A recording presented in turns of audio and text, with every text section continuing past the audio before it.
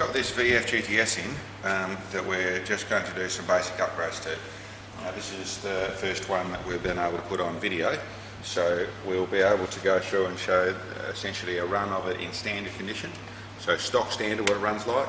And this one it's going to go a step-by-step process, but what we're doing is the first step is we're changing over the drives, so we're going to spin the supercharger harder, and then we're going to put on a good air cleaner and then tune it. We'll be able to show what it comes to.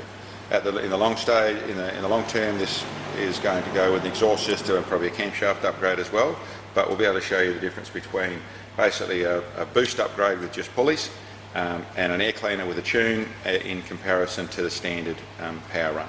But anyway, we'll do a run now and we'll show you just what it runs like in standard form.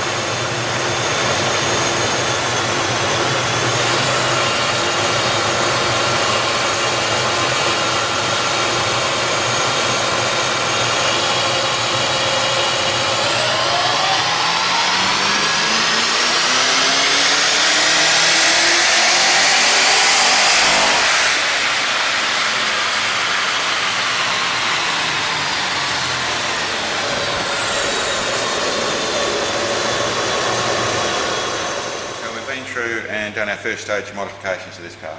It's got a boost upgrade. We've essentially got done both the crank pulley and the supercharger pulley, so it's up by essentially 10% overall on that, and then we've put a larger air cleaner system in it. It's a little bit of a custom system.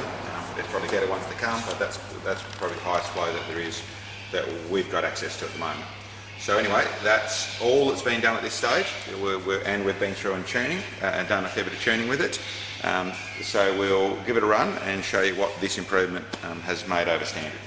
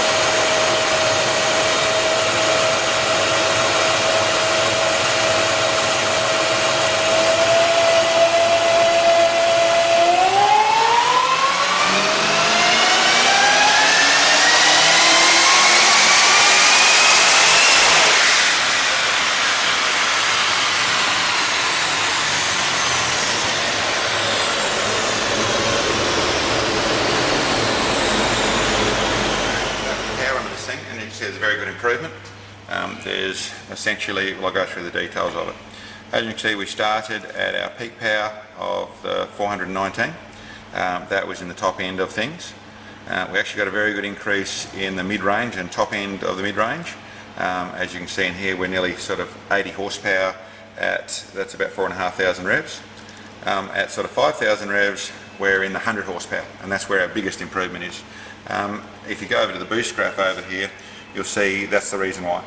By going 2 stages of boost, we've gone up to maximum boost for this combination. You have to tune them very safely, and really this normally place we go to this ratio is with a camshaft.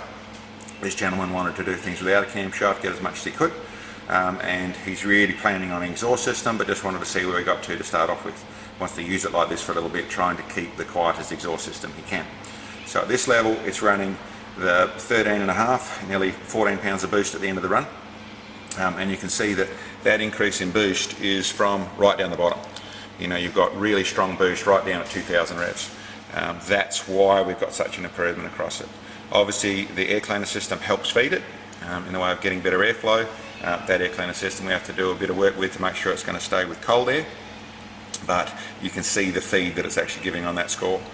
So that is essentially a lot of tuning to get to that place. They're quite sensitive, especially in the summertime with timing and that type of things. As you can see, our fuel curve is really nice and straight. We're running in the bottom of the 12s all the way through. You know, just take it in the top end, just take it down to the flat 12s, trying to make sure we're nice and safe. And I'd have to point out that at this stage we haven't done injectors, we're on the maximum of our injector. So to go any further than this, it's going to need to step up to injectors, which will be its next step. A set of injectors and a full exhaust system, and then we'll see where we can take this power on this thing. But you know, a really good improvement. This is going to be a real step up from what the car was in standard form.